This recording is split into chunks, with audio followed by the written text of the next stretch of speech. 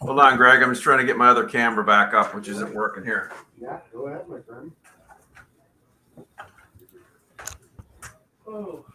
Some boys. Frustrating day so far. Can you hear me?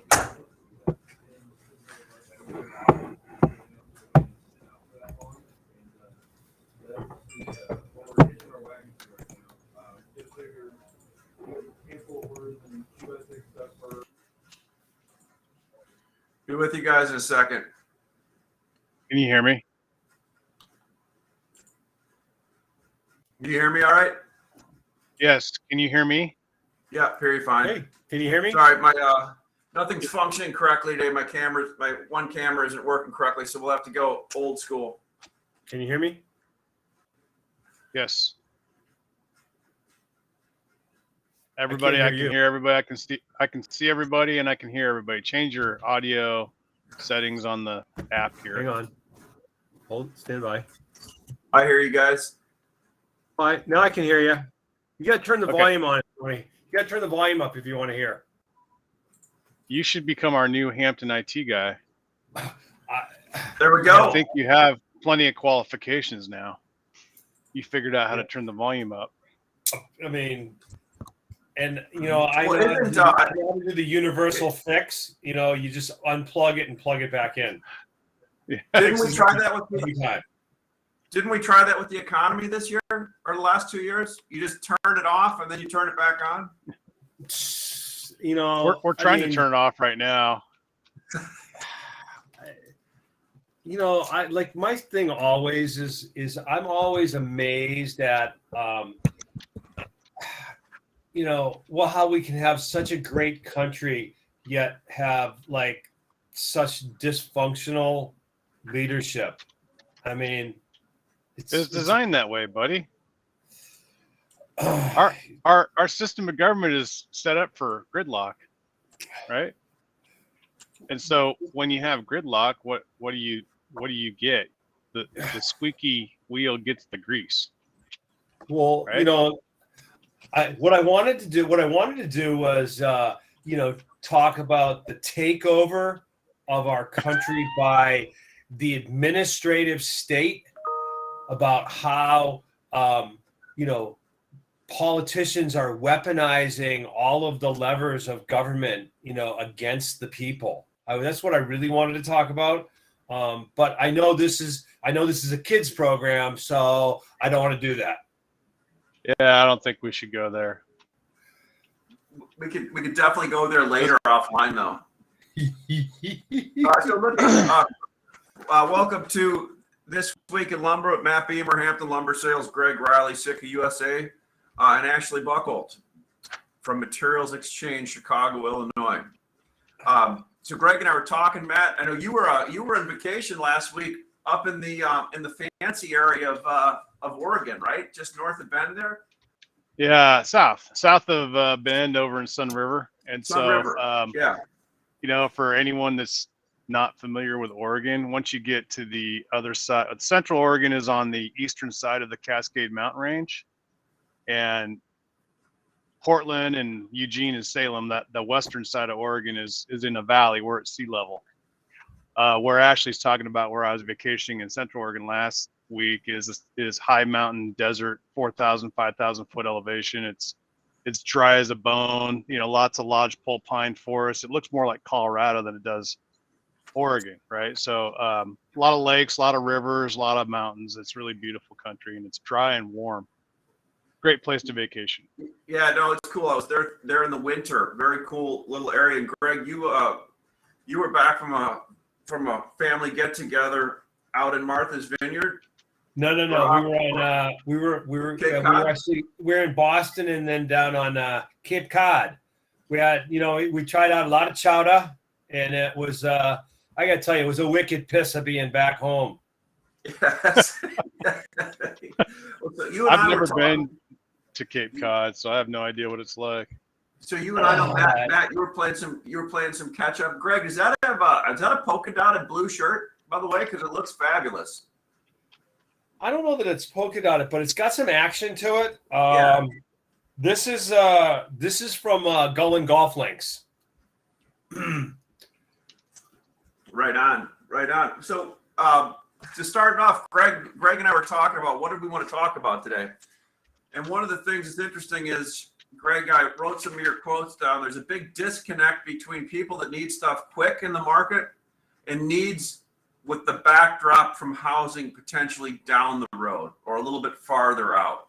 Does that make, I thought that was a pretty intuitive thought. Matt was kind of talking about that the other day. The market is okay right here from a distribution standpoint is another thing you said. And there is a big difference in pricing and whether you're going to even get an order between having prompt wood on the ground or wood that ships in 2 to 3 weeks.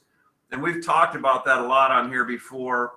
You know, historically, when you get into slower markets, truckloads sometimes have a discount to carloads, but for the longest time, prompt trucks have been keeping a premium. And I think, as you said, quick trucks are getting ordered at a decent price relative to something 2 to 3 weeks out. So maybe, Greg, you could talk a little bit about the prompt truckload market for immediate needs versus the longer term market for needs farther out, and the mental thought process what buyers may be going through if they're going through anything and out when they're actually buying right now. Yeah, well, I mean, like one of the things that I see is if you think about, I mean, the market bounced over the last couple of weeks, and the trade numbers that people were selling at 2 weeks ago to what you're getting for cash prompt wood today, in some cases is $100, $1,000 or more over the last couple of weeks. So a perfect example, you were telling me 2 weeks, 3 weeks ago, you were selling 2x4 16s off the port in the low 700s. Right? No, they were trading in the low. They were trading in the low 600s. Low 600s, and Right. where are they at today? They're trading in the mid 400s delivered. Mid 800s, you mean, or mid 700s. I'm sorry, 700. mid 700s. 700. So $100 on a cash item in basically. I just bought 4 trucks of 2x4 16s Euro just now, right before the show started. I probably paid too much, but I need them quickly. I paid 8 1/4 delivered Texas, and that's just to solve a problem. You made somebody happy, Matt. You made somebody. I'm sure really I happy. did, dude. I'm sure I did, but I need the wood, and I've got a bunch of cars that are delayed, and same old problem. Cars don't come in, you got to rebuy. Yep. So housing starts came out this week, Ashley. Yeah, I saw your LinkedIn post yesterday, and basically what it looks like to me, if we want to get into the stats on it, is we basically have. You were saying 3 months ago how you wouldn't be surprised at the end of the year if starts were about the same or lower than we started the year out. And now I'm saying is that 2022 housing starts will be lower than 2021. The first 6 months of the year, we were building at a 1.7 million pace. Yeah.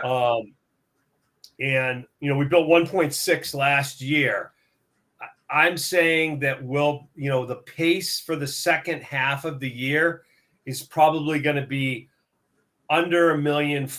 I think we could see a monthly number in the 1.2 million range.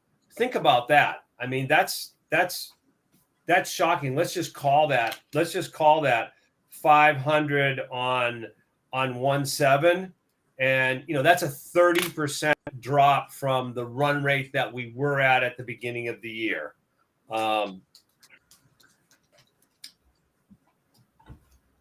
Good news. The good news is there's been a shortage of housing for the last 2 years. Supply is increasing rapidly. Prices in some markets have already started to come down. Prices nationally are going to come down. That's a positive because we needed that to happen. I mean, prices were unsustainable where they were. That's for sure. So how does that break down? So we're basically came down right about, and we're going through. We're about the amount we're able to actually complete. how's that breaking down with multifamily versus single family? Is multifamily staying strong, or is it showing any pullback? No, multifamily is still full on. The numbers for the first 7 months is single family's down 3.8%, and multifamily is actually up 8%. And that trend's going to continue through the balance of the year. The other thing that I look at is houses under construction. July, we hit a new all-time high of 1.7 million houses. So you think about completions. We talked about completions. Last year we completed 1.3 million houses. We're going to complete 1.3 million houses this year. So that just says that what's in the pipeline right now is basically, if you take houses under construction and authorized but not started, you add those together, you've got 18 months supply either built or authorized right now. So all the stats on the construction side are going to moderate. I think that you'll see better sales numbers as we get into the fall. The reports are that builders are buying down people's mortgages to get them into places. So that's going to spur, and as the supply increases, that's going to spur sales. All positives. So you both of you, Matt, any comments on there? Anything on housing?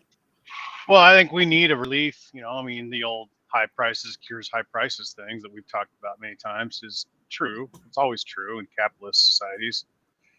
And none of us enjoy paying $5 for gas or, $8 for a gallon of milk, or, hey, you go to the store and you buy 2 bags of groceries, it costs you $100 now instead of 50 or 60. So people's dollars aren't going as far, and those are that reality is being reported by Wall Street right now. So if you look at the Target earnings and Walmart earnings and stuff like, listen to the analysts talk about that. The trend is people are spending their money, their paychecks, on food. They're not spending their money on clothes. So Target's down and Walmart's up because Walmart went heavy on food, right? Well, that means if you're having trouble just affording food, let alone clothing, you're gonna go out and buy $1 million house that used to be worth $650? Probably not. You're gonna buy a $600,000 house that used to be worth $300, $400? Probably not. And plus the interest rates went from 2.875 in June of 2021 to 5 point something now. And we do need some relief. The American consumer, as great as we are as a nation in building wealth for people and having a massive GDP, we're the greatest consuming society in the history of mankind. Even we have limits as to what we can spend our money on, right? So $1 million houses don't really fit into the overall budget for the average American family.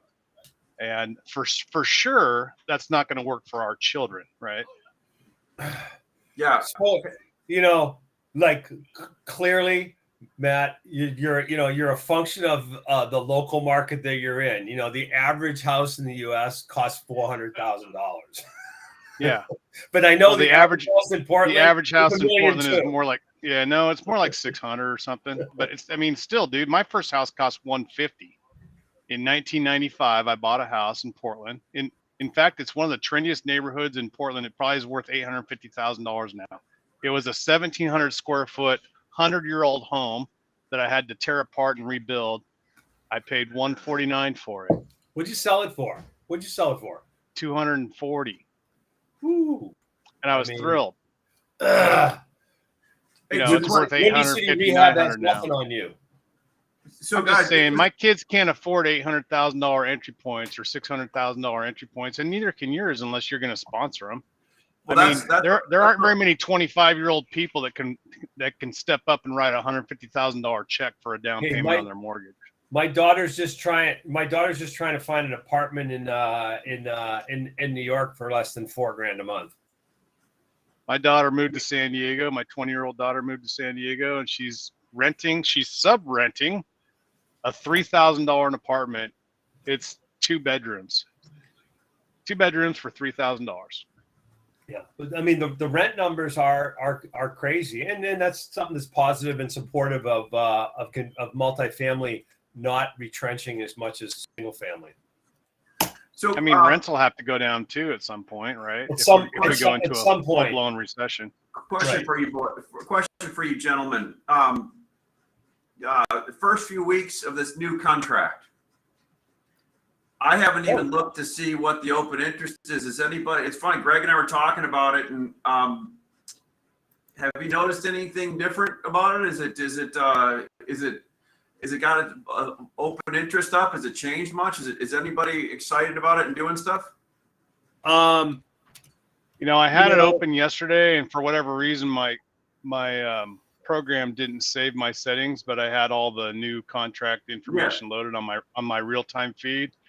But I noticed yesterday that it was trading at a discount, a significant discount to what it would really cost to buy a car out of the. If you paid $594, which is today's price for the September contract, and you add your $110 to $115 freight to get it to Chicago and unload it in a reload and truck it to somebody.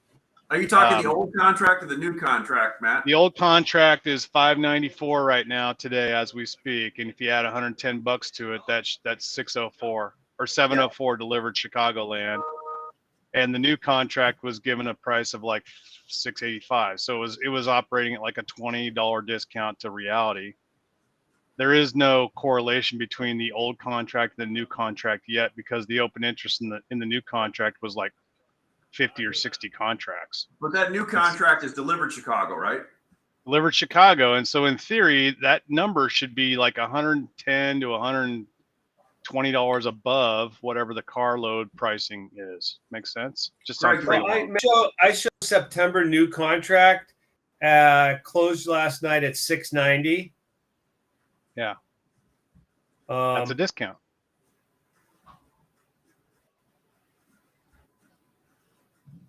And because you're saying, because I mean, it's okay. Because you're saying it costs $100 rail freight to get it to Chicago, and then every reload in Chicago costs like at least $800 to unload a rail car. Then you got local truck freight to move it around Chicago. So you're talking, it's like the real cost of actually moving the material is probably closer to 120 than it is 100. And so if I'm a seller, if I was a distributor in Chicago, I wouldn't sell $690 unless I felt like things were going to get really bad, right? I wouldn't want to sell a local truck delivered contract at a discount, because what is the whole nature and point of putting wood on the ground somewhere? Well, if you take delivery, if I'm right on this contract, you have to take it in a carload quantity, right? Unless you EFP the trucks. So you got to expire. I don't know.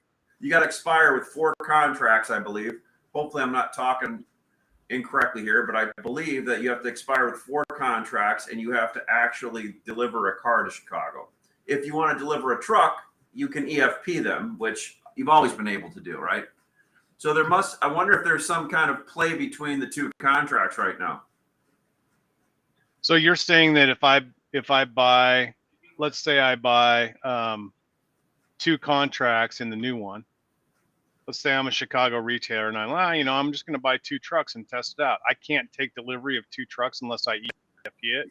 I believe you got to expire with 4 contracts, and you got to turn it into a car. I think we should hammer that out and find if that's true or not, because that would change the nature of the contract. In how I view it. I think it's. I've spent time looking into the nuts and bolts on how it's going to work, and until Ashley just asked me earlier how the new contract. I've paid zero attention to it, and I think that as long as the old contract is in place, the new contract is going to be very slow getting going. But we could probably, if we got all the details on exactly how it works and help educate. Why don't you buy one, Greg? Let's start there, and we'll see how it goes.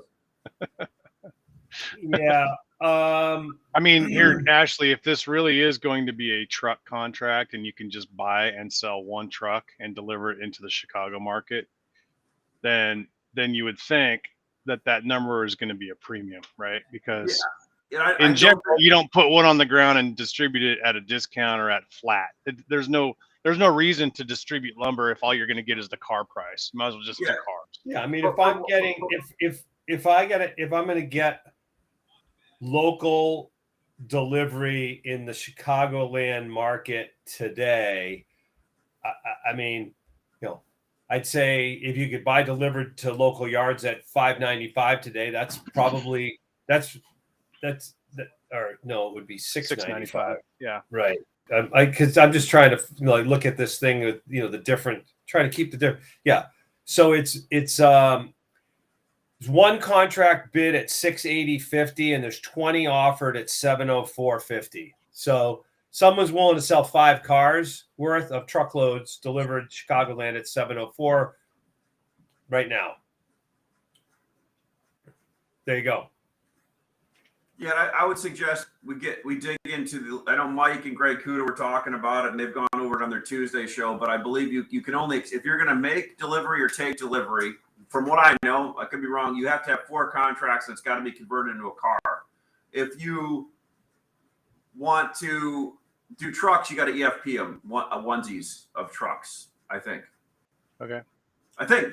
I could be wrong on that one, but we'll look at that and get together and take a look at it, because I'm not sure on it. But it sounds to me like Greg said, is everybody's still looking at the old contract right now and using that, because you always gravitate to what you know, right? But maybe there's some opportunity in the other contract once everybody figures out the arbitrage there.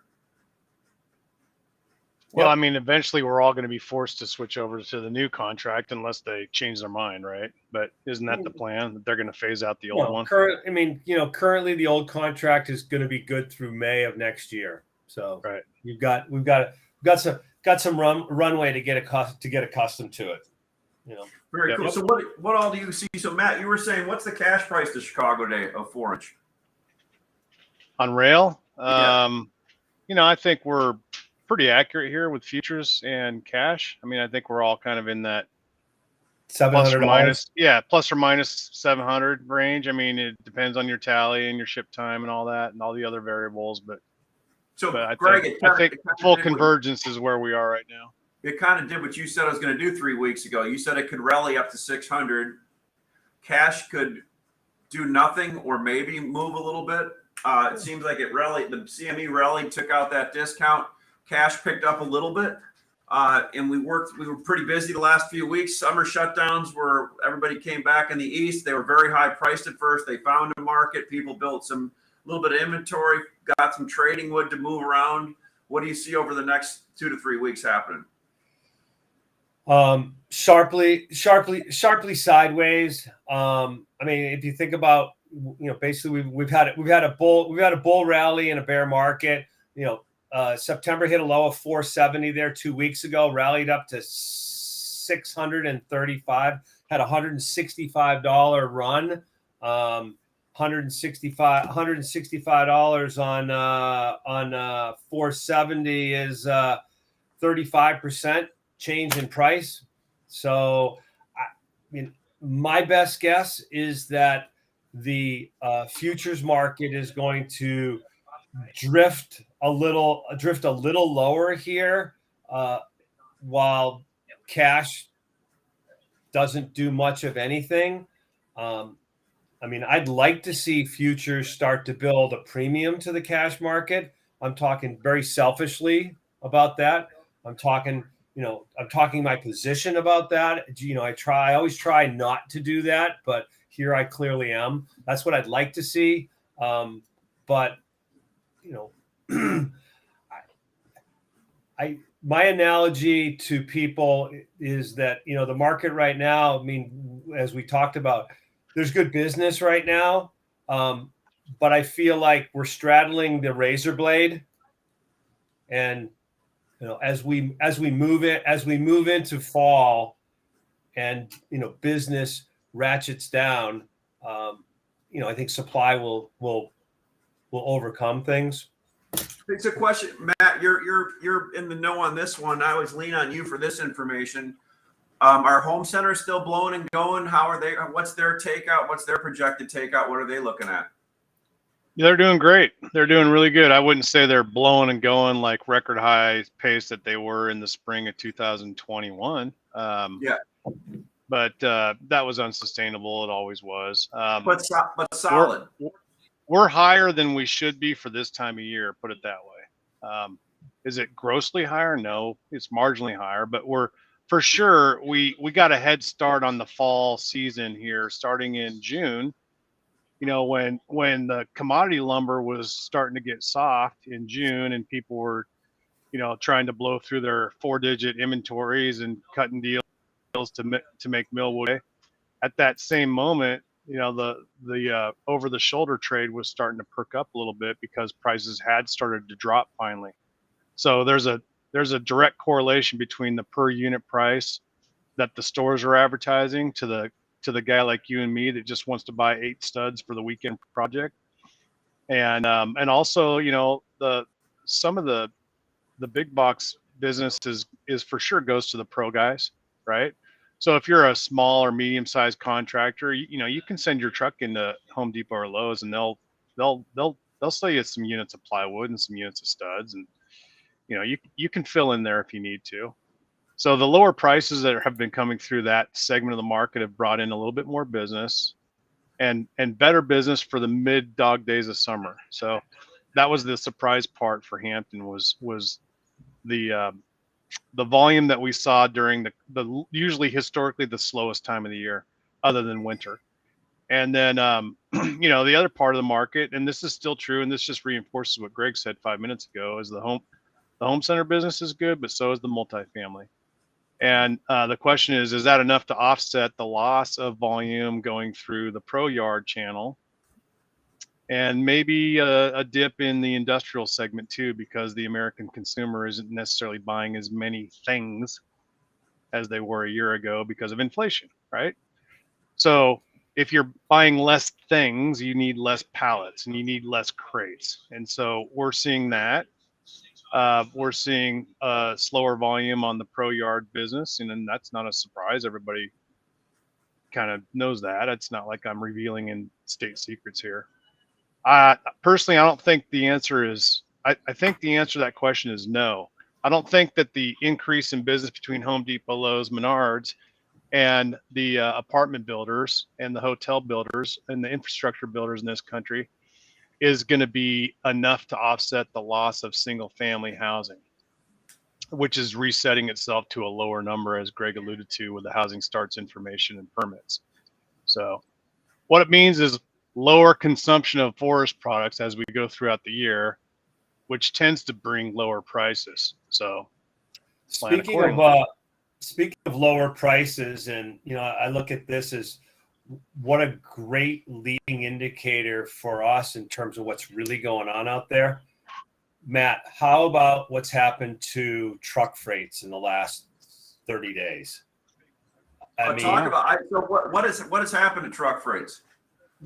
Well, truck freights have collapsed, and availability has been abundant, which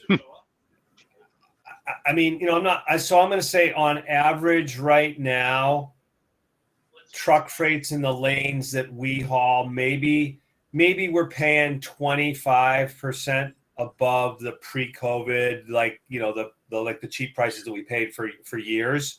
You know, and that's down from 150% that we were paying 3 or 4 months ago. I mean, that's how quickly those prices have come back down.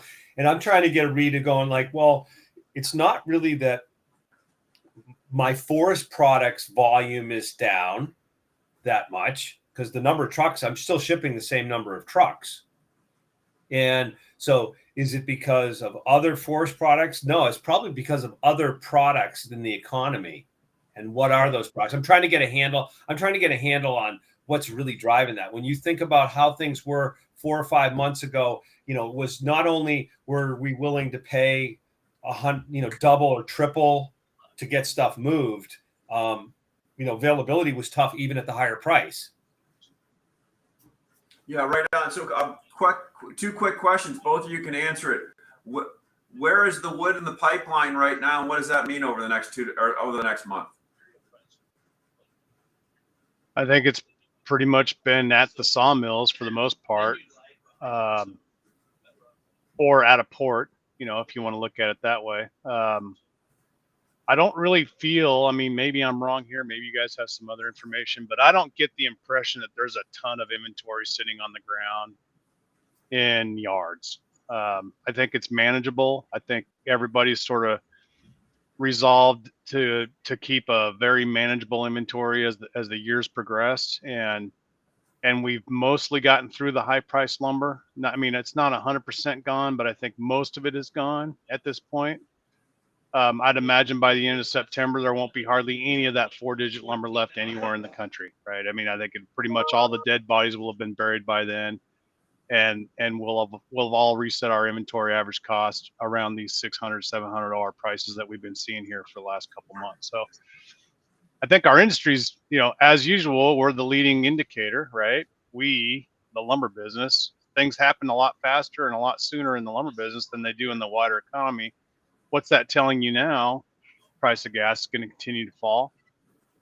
Housing prices will fall. The need for employment will fall. All these guys paying $3,000 signing bonuses a year from now probably won't be offering those types of deals, and they might even be laying some people off. You mean when I drive by the casino in Northwest Indiana, they won't be saying that it's a $10,000 bonus for cooks and bus staff? No. Greg, what about? No, I mean we're starting to see the intended effect that the Fed had when they decided to increase rates drastically and quickly, right? So, which industry in the United States is the most sensitive to that? Ours, right? Ours. And now everybody else is following suit. You're going to see lower prices in a wide spectrum. Hey, good. I just want to say thank you, right? Let's hope that we can actually manage this slowdown and keep it a soft landing recession instead of a multi-year depression, right? We don't want that. Nobody does. But we certainly don't want to have 40% increase in the cost of housing in a 2-year period either. That's unsustainable. So somewhere in between is the normal America that we're all used to. Yeah. Greg, how about you with the pipeline?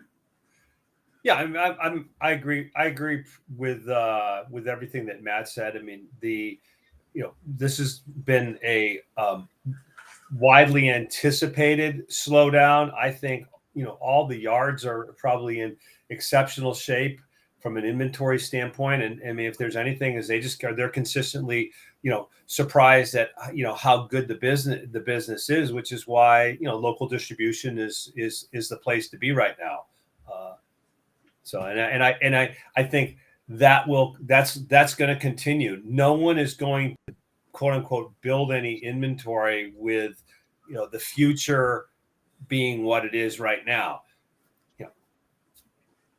My caveat on all of that is that when everybody is thinking and acting the same way, the question is, what is the unknown that's out there, right? Right on. Everybody's working from a very similar playbook right now. So, what's going to change that playbook? When we think back of, the markets don't do much when reality is the same as people's expectation of it. It's when reality is starkly different than what's people's expectation is. That's where we get the outsized market moves. Right on. And one thing, thanks guys. I wanted to end this with Materials Exchange. Our platform is down, going through some upgrades, and we are in the process of doing some best practices and looking at doing a few other things. So we'll have an announcement coming up here in probably a week or two before we relaunch it. If that makes sense. We need to get you back up. I'm jonesing for the MX platform to get back up and running. Let's go. It'll get back up. Matt, what flag do you have flying over your shoulder there? State of Oregon, buddy. That's our flag. Beautiful. Love it. Die free or live. The US flag. I think the US flag's up there somewhere too. There you go. See that? There it is. It's a little bit higher because it's supposed to. Yeah, it's a good looking flag, man. All right, boys. Thanks for the time today. I appreciate it. Guys, have a great one. We'll Take see you care. next Take care, everybody. Yep.